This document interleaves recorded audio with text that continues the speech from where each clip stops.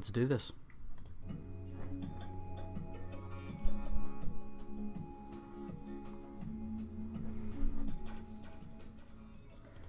Welcome to This Week in Our Collective Heads. E3 is, well, let's say not over, but almost all the presentations have finished. We're right now on Nintendo. Nintendo decided to do their own thing this year like they've been doing. They're having their Treehouse. Their Treehouse event is it's a special event that they get to basically broadcast their own stuff, and they don't have a time crunch like a lot of the others. A lot of the others were given about an hour, maybe two if you're Ubisoft, that just went on and on. So, what did Nintendo do for 4 hours today? Well, they played Zelda. They pretty much played Zelda for 4 hours, and it was amazing. I mean, let's be honest. It was amazing. It was everything that we wanted with Zelda and more. There was stuff in here I did not expect out of a Zelda game. Let's get to that here in a bit. Right before they even had their presentation, they had a few trailers that popped up on their YouTube page, and they talked about they have an Axiom Verge, or I should say Axiom Verge is coming to Wii U. Not only that, I guess a little more surprising for me, a Jotun Valhalla edition. Pretty awesome. Very, very happy about that.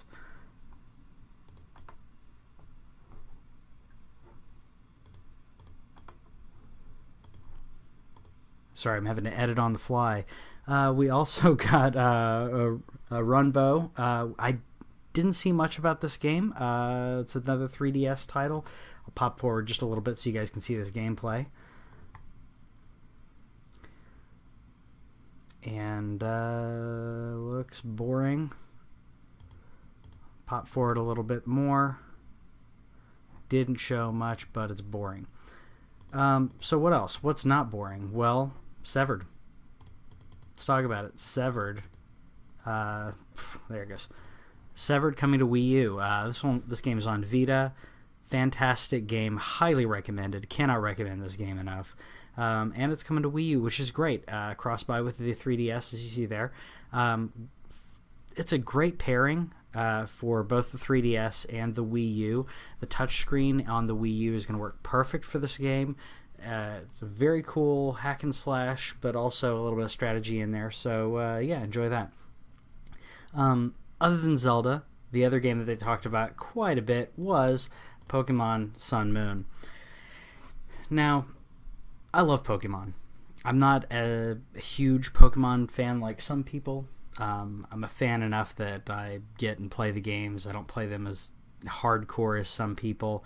I don't strategize as hardcore as some people do, but every single time they come out with a Pokemon game, they get better.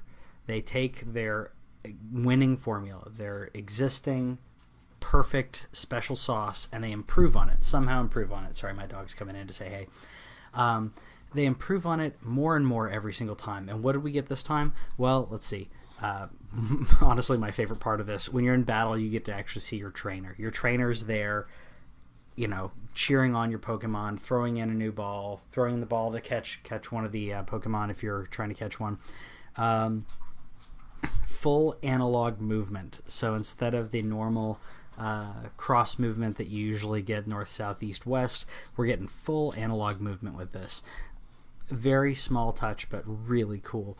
In addition to that, all your graphics are better. You also get to customize your trainer's clothing, so they don't have to look just like they do as soon as you pick your starting out character, which is how X and Y and all the others are. Really cool to be able to customize like that. I think that was kind of something that Nintendo's understood that people want. They haven't done that as much with their games, other than the Wii Me, the games that you play with your Mii. But we'll get more to that later. They also announced new Amiibos. That's right, more Amiibos for you guys to buy. Some really good ones here. Wario's on there, Waluigi. We got Daisy, Rosalina, and Boo. Basically, it's a new Boo, new Rosalina, new Donkey Kong, and new Diddy Kong, all in new poses, which look great. I think the Amiibos they realize this is a huge seller for them, so they're just going to continue on selling these things. And what else did we get? Well, we got some Zelda Amiibos. Brand new Zelda Amiibos, which I'm probably going to get one of each. These look fantastic. And like I said, actually there's more on that as well later. But the big meat of the, of basically the entire day was Zelda. This game is beautiful. So we saw footage of this before, and we now see that the footage, the graphics are basically, Skyward Sword with a little bit of Wind Waker influence. The more you get into this, the more you see the Wind Waker influence, see the overblown colors there, the cartoony, wildlife. As they dig further in, you actually see moblins and all kinds of fun things. Another thing that you get to see a little bit in this trailer, and we got to see in the gameplay, is climbing. So the stamina gauge that we had in the previous and Skyward Sword has returned. Not only does it work for running, but it also works for climbing. You see there the weather. There's dynamic weather in this. They mentioned that the weather, if there is a campfire and it starts raining, the fire is put out by that weather. So you have a day and night cycle, just like they did in a lot of the other games. That will change what your enemies do as well. You can see here Link grabbing a horse. I'm assuming that's when you first get your horse, is what I'm guessing. I'm hoping that this isn't something you have to do every single time. I hope that's a one-time kind of event. You see the climbing here, really cool climbing mechanics. You see the multiple ledges you kind of jump get over to. And there's also what they call rush rooms. They're mushrooms that are on the cliffs. There's some cooking right there, speaking of mushrooms. So you can cook basically kind of like Monster Hunter, creating different potions. You can increase your speed, you can increase your strength, different aspects right there. Here's some new abilities. Here's kind of a magnet.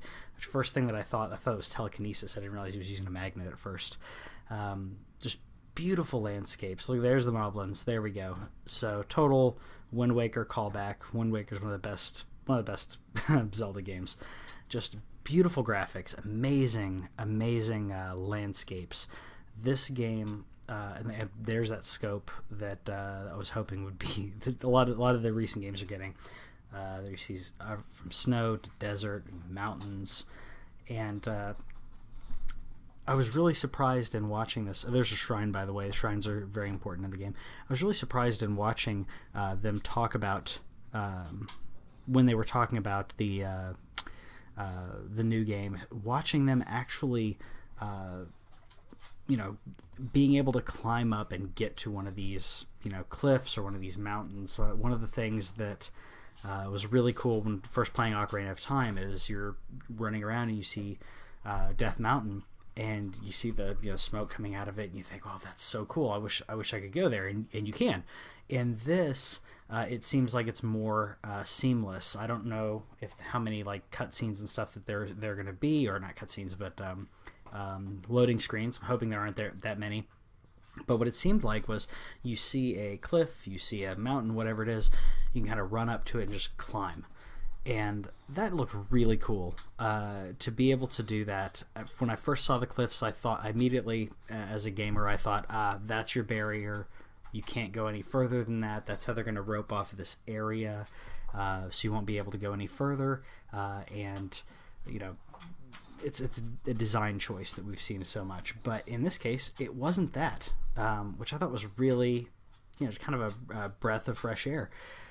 We also got a little bit of Amiibo play. So Amiibos are going to work with the new Zelda game. So you can see there's the Wolf Link Amiibo, and in all of its glory that everyone bought and thought, okay, well, I guess I can play my, HD Wind Waker.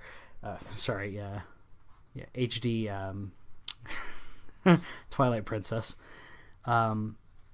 really cool to see the integration of that with the new game, to be able to bring that in. That's something that we wanted with the Amiibos. We want these things to not just work with a single game that you grab. A lot of these seem like they're just going to target one game and they can't work anywhere else. In Zelda, it should work in every single Zelda game, and here it does. Really happy about that. I got some notes as I was looking through Zelda though.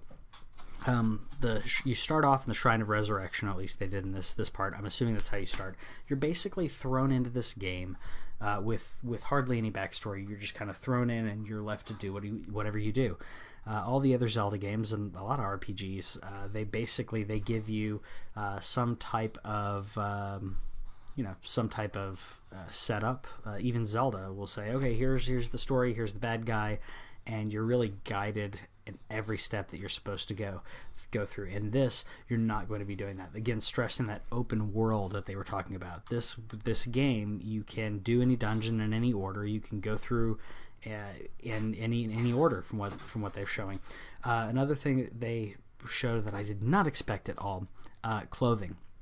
Now, Zelda has had clothing options in the past, but those options are water tunic, fire tunic, and that's about it. What did they do? Well, they protected against a very specific environment. In this case, you got to see they picked up different shirts and different pants. I'm assuming different shoes and everything as well. I apologize if you can hear my dog in the background.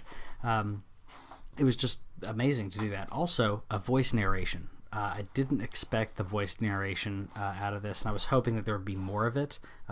Unfortunately, it seemed like it was just the narrator, none of the NPCs. I'm hoping that changes. I think that's something that modern games do, and do well, and they should be able to do this in Zelda as well. So I was hoping that would be all NPCs, but they showed an NPC. He was not voiced, so kind of a letdown on that. Moblins, like I mentioned before, Moblins are in this game, and I really like that because they're threatening, but they're also cartoonish. It's threatening, but kids can play it. It's not too crazy. There's also a time slowing mechanic in regards to battle, which I thought was really cool. It seemed like it was a kind of a specifically timed attack. If you counterattack a specific attack, then you're able to get a kind of a leg up on the situation. Excuse me. So, some of the other things that, like I mentioned, the dynamic weather seemed fantastic. You got to see Death Mountain actually at one point off in the distance, and I was really glad to see that. That's one of my favorite things. I love the Gorons. I absolutely love that. So it just made me really happy when I saw that. So in addition to all of this, the stamina and everything, you get hunting. So hunting and gatherings. They did say you don't have to do this, but you can get I'm assuming that you get resources out of that. I didn't see what the exact resources were, but really happy about that. Another thing that they mentioned was Zelda Miitomo items are available. They're actually available right now. So if you're a Miitomo user, go grab those because they're free, and that's pretty cool. So then they continue to basically play Zelda for another 3 hours, showing pretty much the exact same things over and over and over again. So that was kind of disappointing that they kept showing the same things, but I could tell that they had a very limited section that they wanted to show. They kept bringing in new people to talk about it, and every time they did that, they kind of would rehash some of the things that people, they would talk about some new stuff, but they would rehash some of these areas and the aspects that we already went over. One of the other things that kind of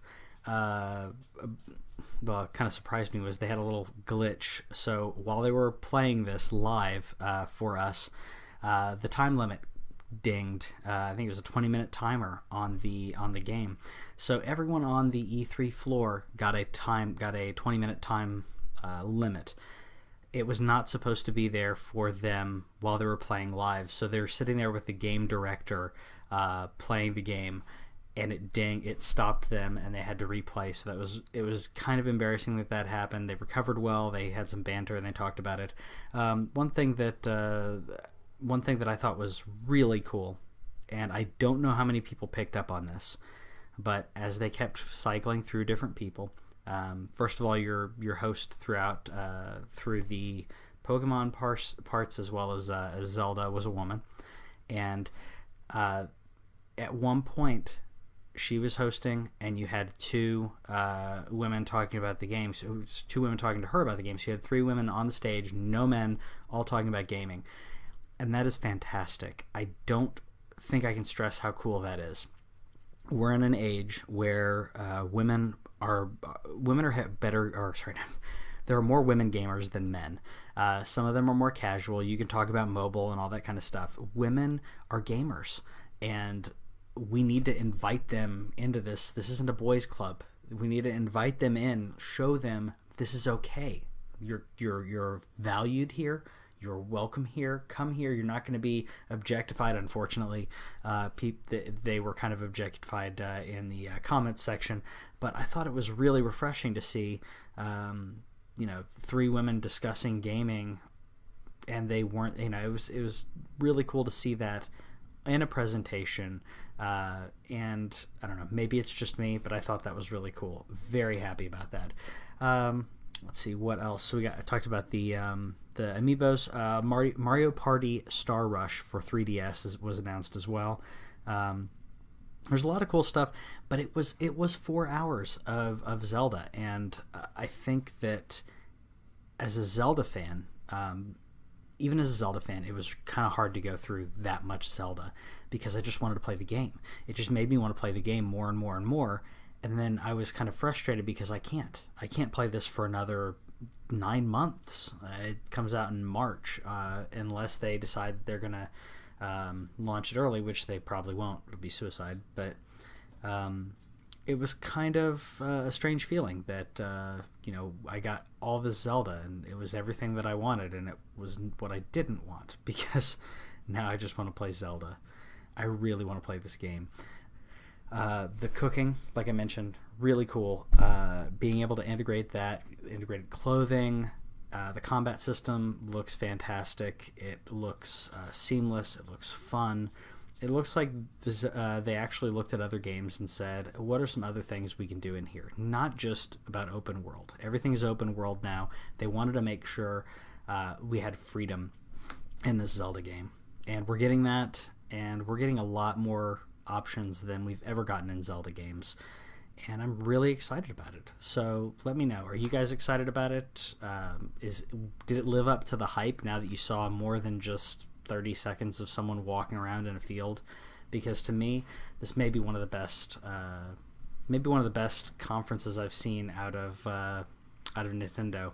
If it didn't go for 4 hours, it would have been great. If it was a 1 hour presentation, would have been fine. But let me know what you think. See you guys later.